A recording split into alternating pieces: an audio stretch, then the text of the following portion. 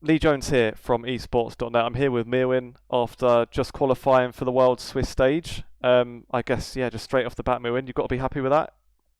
I mean, of course, I'm really happy. First time wearing Worlds and we make it to the Swiss stage. So yeah, I'm really happy. Yeah. And as well, I guess to do it against PSG is maybe a bit of a statement. Like, I feel like they were generally considered the strongest team in play-ins, and you've beaten them to get there. So is it extra satisfying to do it against them as well? I mean, yes, because like we also consider them like if we are not the best team in play-ins, it was them. So having to play into them for a qualifying spot, it feels super good, and also winning into them. So yeah. Nice. I want to ask a bit about the top lane matchup specifically. Mm-hmm. A few questions on it really. So firstly, you've got Arja came out with the Udyr in game one, which he's kind of known for, but it's still obviously a bit of a different pick compared to normal top laners. Maybe not someone Mm-hmm. like yourself, but were you still surprised at all to see him bring it out at Worlds as well? I mean, yes, because I consider Udyr to be not the best champion. I think his only viable build is actually building AP with Leandri. And going tank makes you be actually super weak and only be kind of HP champion that is a bit annoying. And I think to do that, there are way better champions. So yeah. Fair enough. Um, and then yeah, it was another kind of odd one with the game three Aurora versus Corki as well. And to be fair, before that, it felt like you were playing a bit more kind of like normal champions, really, that you'd actually Mhm. see more in the top lane. So did you kind of feel like, can't end play-ins at least without doing something a bit different? Did you feel like you're kind of almost under pressure to play something a bit strange? No, I mean, there are because mostly because it's flex for them and I'm confident. So the thing is, if we don't first pick or ban it, they will pick it 1-2 and flex it. So it's just a strong champion that works for us. So we just take it and enjoy the Hmm. win. Were you like still at all familiar with the actual matchup? Because obviously you'll get matchups that happen all the time in whatever lane where you can kind of know who's expected to win and how the lane should go at different phases. But when there's one like that, is it a bit random and you maybe sometimes even not sure exactly how it should go? I mean, I wasn't expecting like the Corki damage level 1 basically, but I think the like once I got a bit of more control on the lane, I was way more comfortable until I got killed the second time. Then I was really behind, but I think the matchup, unless he trades and you troll the trade like level 1, level 2, I think you are really fine. Hmm. So like if I play it again, I'm pretty sure I will do way better and win the lane. Sure. Um, I've got to ask about game two then. Elyoya starting with no items.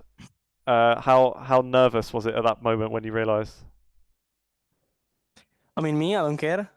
I just think it's a funny moment. It can happen to everyone. It's a mistake. We are humans in the end, so I think it's just better that happens here in playing when we are once in the series. It doesn't matter if we lose. So Sure. yeah, it's just better that happens here than in Swiss when it's a deciding match. So Listen, yeah, if you win the game, you can laugh at it, can't you? So yeah, it's fine. it's not the end of the world. It's fine. Sure. Going on to Swiss then.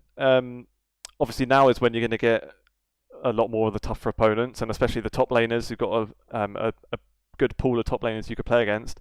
Yeah. Round one, Doran, Bin, or Bwipo. Which one are you hoping for? I mean, I don't really care. I really want to play into the three of them. So whoever comes. My favorite is Bean. Sure. Um, I couldn't speak to you and not ask about the whole Bwipo thing that happened about a week ago. Did you see the stuff that he'd said about you? Did you actually kind of check in and with that whole drama? What were your general thoughts on it all? I mean, I just find it funny what he said about the Nidalee. I think it like the only thing like the things he was saying, I don't think they are true. So it's just that. But I mean, I don't really care. I just think it was funny. Hmm. Like in our team, we just laugh at it. Like I play Nidalee. Then I do one mistake. And just says, if we possess that, I think you're fucked. Then he plays Nidalee. He does a mistake. I just say the same thing. So we just laugh. It's Hmm. just I mean, it's fun. Like he made it for content. I understand it. He got some likes with that. It's fine. Well, if you get against him in Swiss, then one of you's got to play it, surely. Yeah, I mean, I wish I can play Nidalee into them. I hope they don't ban it and they are not scared. So use that. Cool. He actually said as well that I know there was like a follow up to when he was kind of popping off. He actually come out saying that like maybe there was some kind of mental stuff was going on, but he also said that he'd apologized to some people that he felt like he needed to apologize to. Did he reach out to you at all, or was there any contact? No, I mean, he didn't apologize. I think also the things he said, like he doesn't need to apologize. It's no big drama. It's just normal. Like I wouldn't say he didn't say anything crazy, or anything like not respectful to me. I think it's fine. Fair enough. Just one more question, maybe then to end on. I just wanted to ask about how you kind of set expectations from here now. I was talking to Alvaro about it a moment ago as well. How the fact that outside of I'm sure you guys coming into the start of the year would have wanted to do really well and come to Worlds, but from the outside, everyone saw your roster and kind of said, okay, these guys aren't going to do anything. They'll be towards the bottom of the table with all these rookies. You've kind of beat the expectations to get to second place in winter. You beat the expectations to get to Worlds. Now you've gone to Swiss stage, and it kind of seems to keep growing and growing. So where do you actually go from there? What is now, a good end to the year?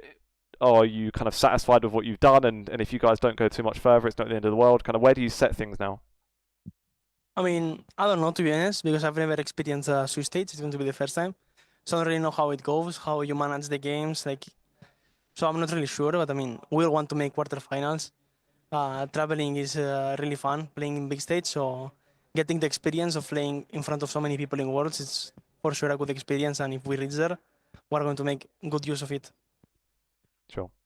Nice one. Well, we'll leave it there then, Mirwin. Thanks very much for the interview.